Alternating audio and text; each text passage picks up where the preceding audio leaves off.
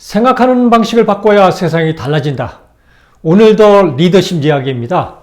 인텔이 12월 1일 날 CEO를 또 전격적으로 바꿨습니다. 지난번에 막강한 기업 보잉과 스타벅스 왜 CEO 요즘 리더십의 위기가 더 큰지 살펴봤는데요. 인텔도 마찬가지죠. PC 시대 최대 강자. 정말 잘 나가던 우리가 쓰던 모든 컴퓨터에 들어가 있는 CPU를 만들던 인텔이 지난 12월 1일 날 패트릭 겔싱거 CEO를 교체했습니다. 패트릭 겔싱거는 18살에 인텔에 입사를 해서 오랫동안 인텔에서 근무를 했고요. 그리고 2009년부터는 다른 회사로 CEO를 하면서 최근에는 한 8, 9년 동안 VMware라고 소프트웨어 회사입니다. 거기 CEO로 훌륭하게 경영을 잘했죠. 그래서 인텔이 어려워지자 2020년에 21년에 패트릭 겔싱거를 인텔 CEO로 데려옵니다. 그래서 전통 인텔맨이 와서 인텔을 다시 살리자. 그래서 패트릭 겔싱거는 인텔을 다시 칩 메이커로서 최고의 기업을 만들자. 그래서 2021년 취임하자마자 20조 이상, 한 24조 원 정도를 미국에 투자하게 해서 공장을 만들겠다. 칩을 만드는 공장을 만들겠다. 그리고 2024년에도 바이든 정부가 인플레이션 감축법을 시행하면서 칩 생산 회사들한테 많이 투자를 했죠. 인텔은 그것을 기화로 140조 원을 투자하겠다. 이렇게 의욕적으로 했지만 지난 3분기에 거의 20조 원에 이르는 적자를 기록했고요. 그래서 15%의 인력을 감축했습니다. 거의 한 17,000명 정도 감축을 했고 올해 주가도 거의 50% 하락했습니다. 그래서 오늘은 그렇게 2021년에 패트릭 겔싱거가 CEO가 됐을 때 전통 인텔맨이 들어와서 인텔을 다시 일으킬 거다. 그리고 이렇게 공격적으로 100조 원이 넘는 돈을 투자하면서 칩 생산 공장으로서 위상을 다시 찾겠다 했는데 왜 이렇게 무너졌나. 이걸 통해서 이 오래된 기업일수록 혁신하기가 어렵고 또 리더십이 정말 어려운 자리다. 이런 것을 한번 살펴보려고 합니다. 패트릭 겔싱거는 이미 칩 생산에서는 대만의 TSMC가 1위를 달리고 있죠. 거의 60% 이상 점유율을 기록하니까 대만의 TSMC를 겨냥해서 얘들을 최대 경쟁자로 보고 이 칩 제조업의 최고가 되겠다. 이런 목표로 세우고 이렇게 많은 투자를 해왔습니다. 하지만 이 투자가 되지만 의외로 매출은 안 오르고 그리고 적자가 계속 이어지고 미래도 안 보이니까 이사회에서 전격적으로 CEO로 교체한 거거든요. 왜 그런지 살펴보자고요. 패트릭 겔싱거는 지난번에 보잉은 항공 엔지니어링을 잘 모르는 전문가가 아닌 사람이 CEO가 되면서 주가만 띄우려고 그러다가 거대한 회사를 망쳤다. 이렇게 살펴봤잖아요. 스타벅스도 마찬가지로 커피를 좋아하지도 않고 커피에 대해서 잘 모르는 사람이 CEO가 되면서 이 이익만 추구하다가 스타벅스를 망가뜨렸다. 그래서 정말 이 먹는 거에 대해서 커피에 대해서 잘 아는 사람으로 CEO가 고쳐졌다 이렇게 말씀드렸는데 패트릭 겔싱거는 인텔의 사업을 누구보다도 잘 알거든요. 그런데 왜 망가졌나 이거죠. 그것을 살펴보기 위해서 어느 정도까지 망가졌는지 인텔의 한번 수익 구조를 보자고요. 2020년 매출 기준으로 봤을 때 CPU의 매출이 51.8%입니다.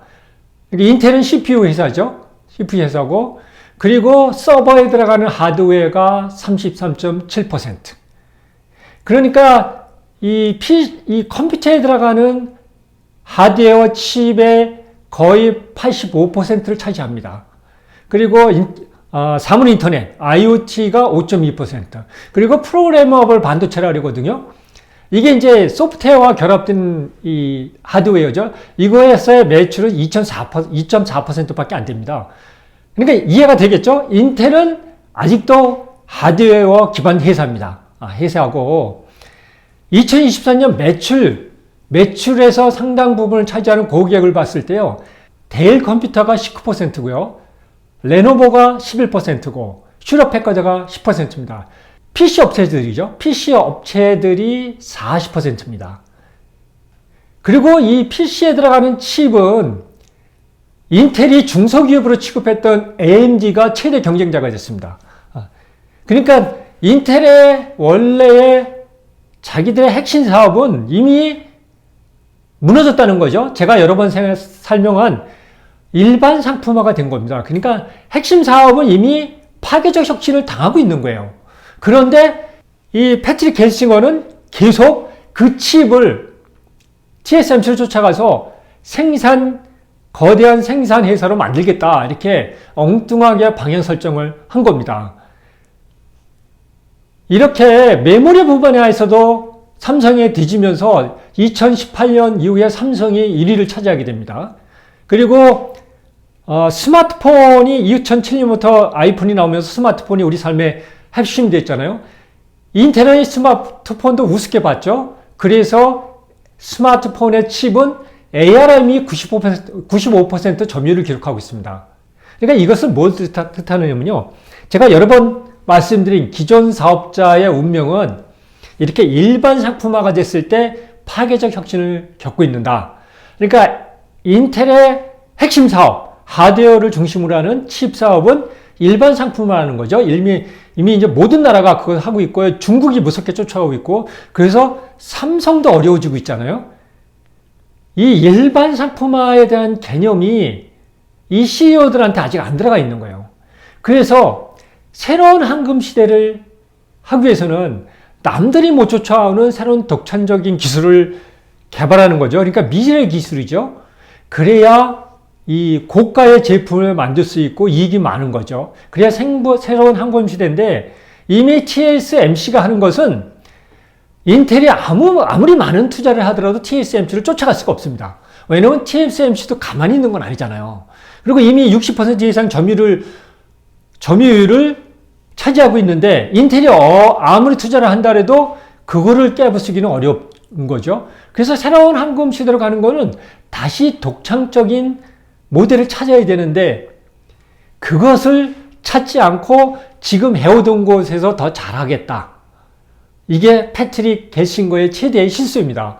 그래서 150조 원이 되는 투자를 했는데도 효과가 없고 계속 적자가 나고, 그래서 구성원들을 해고하고, 그래서 갑자기 CEO를 교체하는 상황이 됐죠. 그래서 오늘은 인텔의 역사를 살펴보면서 지금 삼성전자도 어려워지고 있죠. 삼성전자뿐만 아니라 대한민국 전 세계 기존 기업들은 이런 파괴적 혁신을 겪고 있습니다.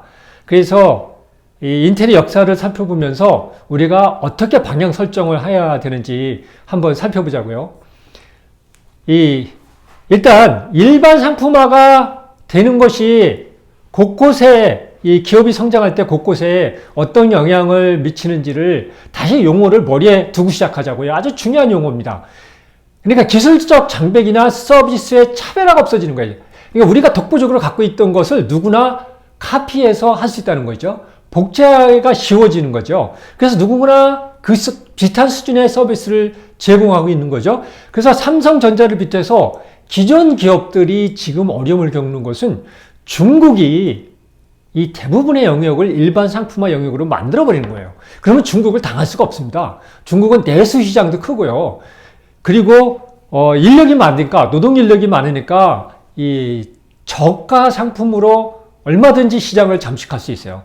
그래서 일반 상품화가 됐을 때 쳐다보면 안 된다.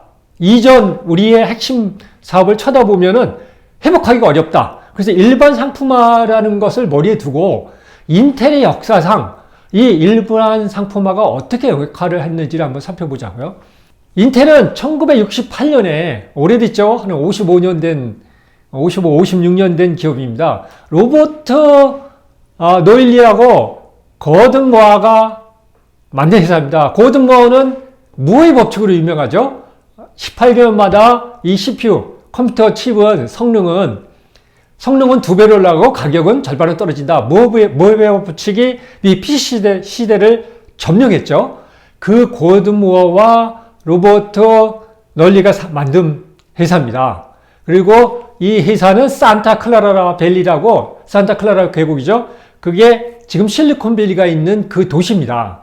그래서 인텔이 거기서 크면서 실리콘밸리라는 것이 정착되기 시작했습니다. 그래서 오늘날의 실리콘밸리는 인텔로 시작을 됐다. 이렇게 보시면 됩니다. 1971년에 4004라고 첫 상용화된 칩을 만듭니다. 이때 들어간 트랜지스터 수가 2300개. 이것은 이제 첫 번째 상용화인데 여러 기능을, 다기능을 수행할 수 있었던 겁니다. 그 전에 컴퓨터에 들어간 칩들은 한 기능만 이렇게 수행했는데 이것은 여러 기능을 만들게 되죠. 그러면서 1981년에 8088 마이크로 프로세서를 만듭니다. 여기에는 29,000개의 트랜지스터가 들어갑니다. 그러니까 트랜지스터가 한 15배 더 들어가는 거죠. 이것이 IBM의 최초의 PC 5150에 들어가는, 그래서 IBM의 PC 시대를 엽니다. 그러니까 인텔의 81년에 8088 마이크로 프로세서를 만들면서 IBM의 PC 5150이 최초의 PC 시대를 열고요. 마이크로소프트가 알테어 8088을 보면서 PC 시대가 올 거라고 알면서 70년대에 마이크로소프트를 설립하고요. 그리고 1981년에 IBM의 이 PC가 나오면서 본격적으로 마이크로소프트도 커지기 시작하죠. 그래서 인텔과 IBM과 마이크로소프트가 같이 성장을 하는데 IBM은 이 PC를 우습게 알았죠. IBM은 메인프레임, 그러니까 슈퍼컴퓨터를 만드는데 핵심 사업입니다. 그러니까 PC를 우습게 알다 보니까 이 PC 사업을 다른 기업들한테 다 뺏기면서 IBM도 어려움을 겪게 됐죠. 어쨌든 처음 시작은 IBM과 인텔과 윈도우가 시작을 했습니다. 그러면서 1982년에 AMD하고 파트너십을 엽니다. 이 당시에 AMD는 인텔에 비하면 완전히 조그만 중소기업인데 일종의 이제 협력업체로 이쪽은 PC 쪽은 니네가 주로 맡아서 해라. 이런 식으로 했죠.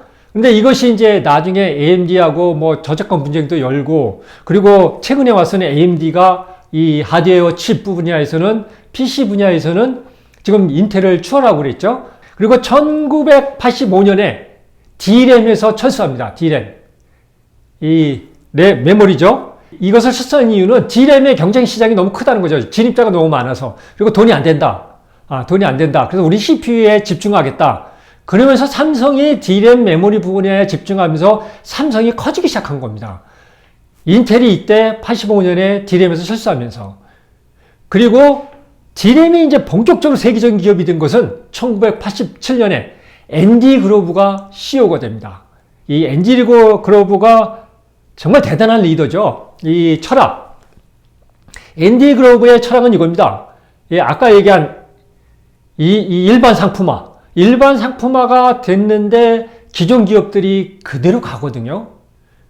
그렇죠? 이번에 삼성전자도 이전 전문가를 그대로 쓰는 거 아니야? 이렇게 우려하는 일부 전문가들도 있습니다. 인텔이 패트릭 겔싱어를 2001년에 다시 채용한 것도 이전에 잘했던 사람을 채용한 거거든요. 이것이 이제 일반 상품화. 일반 상품화 할 때 일반 기업들이 보통 택하는 것이 비즈니스 애즈 유주얼. 실리콘밸리에서 경영에서 하면 안 되는, 리더들이 하면 안 되는 전략입니다. 해오던 대로 하는 거죠. 이 앤디 그로브는 이 부분을 최대 경계 대상으로 본 겁니다. 그래서 앤디 그로브의 유명한 말이 있습니다. 성공은 우월감을 낳는다는 거죠. 우월감을 낳고 우월감은 실패를 낳는다. 여기 이제 영어로 컴플레센트인데 그랬는데요. 컴플레센트는 만족감인데 이 일종의 우월감입니다. 우리가 승리했어. 우리는 최고야. 이런 우월감을 낳고 이 우월감은 실패를 낳는다. 그래서 오직 편집감만이 살아남는다. 이게 편집감이라는 게 다른 거 생각하지 않고요. 하나에 대해서 남들이 생각 못하는 이상한 거를 자꾸 하는 거예요. 거기 집착해서 하는 거거든요. 그러니까 미래를 내다보고 남들이 그거 안 돼 하는데도 집착해서 하는 그 사람들만 살아남는다. 이게 앤디 그로브의 경영 철학입니다. 그러니까 이 앤디 그로브의 경영 정신은 변화를 두려워하지 말라는 거예요. 그래서 해오던 대로 하지 말아라. 해오던 대로 한다는 것은 실패하는 것을 두려워하는 거예요. 우리가 저것을 했을 때 이게 쉽지가 않습니다. 말처럼 미래를 내다보고 변화에 적극적으로 시도한다는 건 쉽지 않습니다. 왜냐하면 결과를 예측할 수가 없어요. 생각해 보세요. 지금도 마찬가지죠. 생성형 AI가 나오고 새로운 기술이 나왔을 때 여러분 기업들이 새로운 기술 이거를 투자해. 이거 우리 많이 투자하자. 이렇게 결정하기가 쉽지가 않습니다. 결과가 어떻게 나올지 모르거든요. 이게 되는 건지 안 되는 건지는 모르고. 이런 변화의 두려움을 없애야 혁신이 된다는 거예요. 그래서 항상 변화를 두려워하지 말고 항상 변화 곡선 앞에 서 있어라. 그래서 항시 파괴적 혁신이 일어나기 전에 미래 기술을 예상하고 적극적으로 달려들어라. 그러니까 비즈니스 애즈 유주얼. 해오던 대로 하지 말라는 거죠. 이게 앤디 그로브의 정신입니다. 그래서 이때부터 앤디 그로브가 CEO가 되면서 인텔은 급성장을 합니다. 그래서 1991년에 인텔 인사이드라는 걸 합니다. 모든 PC에는 우리 인텔이 들어간다. 그래서 칩을 만드는 회사지만 일반 광고도 합니다. 인텔 인사이더. 저도 여러 번 본 것 같아요. 인텔 인사이더. 그리고 여러분들 예전에 PC 보면은 인텔 인사이더라고 마크가 붙었을 거예요. 그러니까 모든 PC에는 우리 인텔이 주도한다. 이 마음으로 하고 이것을 아주 극도로 발전시키기 시작해요. 그래서 94년에 나이 많으신 분들은 알지만 펜티엄 컴퓨터 300만 개의 트랜지스터가 들어가죠. 처음에 2,900개의 2,300개의 트랜지스터로 시작했는데 이때 300만 개의 트랜지스터가 들어갑니다. 그래서 93년에 펜티엄 컴퓨터를 열면서 고성능 PC 시대를 열었죠. 그리고 99년에 윈도우와 적극적으로 협력하면서 윈텔이라는 말이 생겼습니다. 윈도우에는 무조건 인텔이 들어간다. 그러면서 이 CPU가 향상되면 윈도우의 운영체계도 향상되고 하드웨어와 소프트웨어가 같이 향상되면서 윈텔이라는 윈도우와 인텔이 같이 성장하는 모델을 만들었죠. 그러면서 다우존스 에버리지에 들어갑니다. 평균에. 이게 다우존스에는 36개 기업을 최고 기업들을 선정하는 거거든요. 여기에 인텔이 들어갑니다. 그러니까 막강한 기업이 된 거죠. 그리고 99년에 이때 엔비디아가 GPU를 만들기 시작합니다. 엔비디아는 이때 만들어진 겁니다. 이때 이제 컴퓨터가 고성능으로 펜티엄으로 되다 보니까 게임이 가능해지고요. 이 그래픽 그리고 멀티미디어 기능이 필요하니까 이 그래픽 카드가 중요했던 거예요. 그래서 엔비디아가 그래픽 카드를 만들기 시작했고요. 그런데 이 그래픽 시장, 게임 시장, 멀티미디어 시장이 이때 아직 작았잖아요. 여기서 첫 번째 실기를 한 겁니다. 인텔은 CPU에 집중하기 시작한 거예요. 시장 규모가 게임이 안 되거든요. 뭐 100분의 1도 안 되니까 쳐다보지도 않은 거죠. GPU가 우습게 본 거죠. 엔비디아가 운이 좋은 거죠.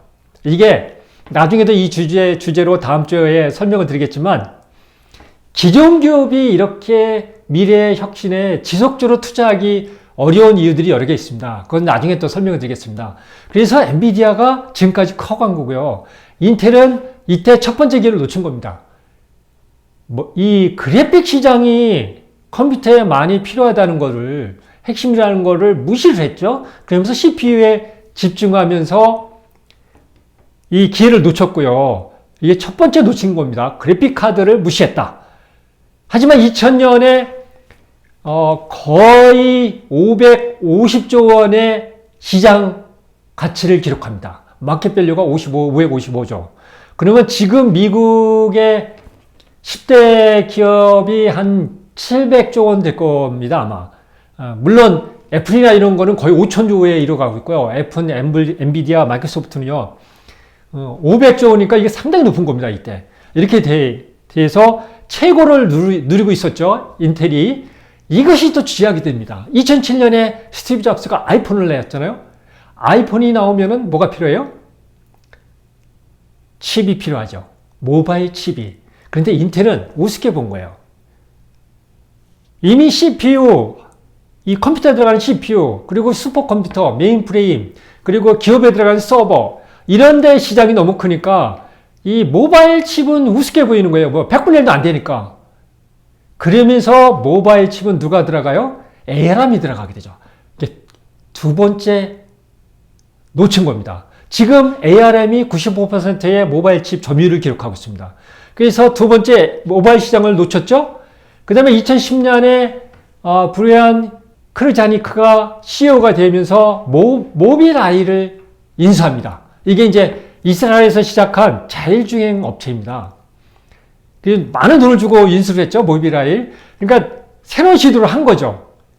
했는데 이것을 재작년인가 다시 분사를 시킵니다.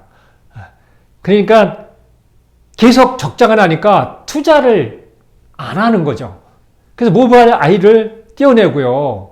그리고 2014년에 EUV라고 합니다. 울트라바이올렛 리스그래피라고 그랬는데 이게 뭐냐면 극자외선 석판수리입니다. 이게 반도체 저는 잘 모르지만 이게 이제 아마 특별한 기술인 것 같아요. 이것을 취소합니다. 우리는 이거 안 한다. 이렇게 새로운 기술을 안 하고 CPU 하던 대로 계속 집중한 거죠. 그러면서 이제 꺾이기 시작합니다. 이때부터. 꺾이기 시작하면서 2016년에 12,000명을 해고합니다.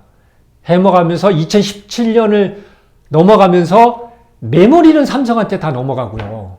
그리고 파운드리는 TSMC에 넘어갑니다. 그러니까 파운드리는 이 반도체를 아직 모르는 분들을 말씀드리면은 이 반도체는 디자인만 하는 회사가 있고요. 파운드리만 하는 회사가 있습니다. 그러니까 디자인 설계하는 회사는 설계만 합니다. 설계해서 그걸 위탁받아서 생산하는 것이 파운드리 회사입니다. 설계만 하는 회사를 제조 공장이 없다고 해서 팹리스라고 그러고요. 삼성은 파운드리와 팹리스를 같이 하는 회사죠. 하이닉스는 파운드리만 하는 회사고 TSMC는 파운드리만 하는 회사고요. 그래서 메모리는 삼성으로 넘어가고요. 파운드리는 TSMC가 주도권을 잡죠. 그러면서 2018년에 칩 최대 생산 회사가 삼성으로 넘어갑니다. 주도권이 뺏깁니다. 그러면서 2018년에 인텔이 임시 CEO를 만들죠. 임시 CEO를 만들고 이때 오픈 AI에서 투자할 것을 요청합니다. 인텔에. 근데 인텔이 거부합니다. 이것도 네 번째 실기를 하는 거죠. 생성형 AI가 4년 후에 이렇게 커질 줄 몰랐던 겁니다. 그러니까 오픈 AI 투자를 거절했죠. 마이크로소프트는 1조 원이나 투자를 했는데 인텔은 거절했던 거예요. 그리고 임시 CEO 체제로 넘어갑니다. 그러면서 2020년에 엔비디아가 시가총에서 인텔을 추월합니다. 정말 심각해지고 있죠? 자꾸 쪼그라드는 거예요. 그러면서 2021년에 패트릭 게싱거를 CEO로 전통 인텔맨을 채용한 겁니다. 그래서 패트릭 게싱거는 취임하자마자 파운드리 제조에 집중하겠다. 그러니까 TSMC를 따라잡겠다는 거죠. 그러면서 그 해에 24조 원을 투자하겠다. 그래서 아리조나 이런 데 공장을 짓겠다 그러고요. 이렇게 투자를 하는데 2022년에 AMD가 시가총액에서 인텔을 또 추월합니다. 예전에 조그만 중소기업이었는데 그런 AMD는 바로 인텔하고 경쟁자죠. 컴퓨터 칩을, 이 CPU 칩을 만드는 데니까 뭐 이렇게 서버 CPU나 PC의 칩을 만드는 회사니까 그러니까 자기네 핵심 분야에서도 AMD한테 밀리기 시작한 거예요. AMD가 시가총액에서. 그리고 2024년에 그래도 패트릭 게싱거는 우리는 파운드리에서 최고, TSMC에서 따라잡고 최고 회사가 되겠다. 그러면서 아까 말씀드린 대로 바이든의 IRA 법에 의지하면서 140조 원을 투자하겠다 이렇게 발표했어요. 그런데 올해 2024년에 주가가 50% 하락했죠. 계속 적자는 늘어나고 투자액은 늘어가면서 정금 보유는 줄어들고 그러면서 12월에 17,500명을 해고하고요. 그리고 12월 1일 날 패트릭 게싱거가 CEO에서 쫓겨나게 됩니다. 그래서 이 인텔의 역사를 이렇게 자세히 살펴봤는데요. 이 인텔을 보면서 우리가 어떻게 해야 될 건지를 생각해야 되잖아요. 그럼 인텔 입장에서 우리가 질문해야 됩니다. 첫 번째, 인텔은 파운드리에 집중할 거냐 아니면 칩 디자인까지 갈 거냐, 그러니까 다양할 거냐, 파운드리냐 칩 디자인, 팹리스냐, 이것을 결정해야 되고요. 결정해야 한다는 건 뭐냐면 여기에 인텔의 미래가 있느냐. 두 번째, AI나 엣지 컴퓨팅, 그러니까 분산 컴퓨팅에 발판을 마련할 거냐, 아니면은 어차피 엔비디아를 못 따라갈 거라고 생각하고 거기에 대처하느냐, 이런 거죠.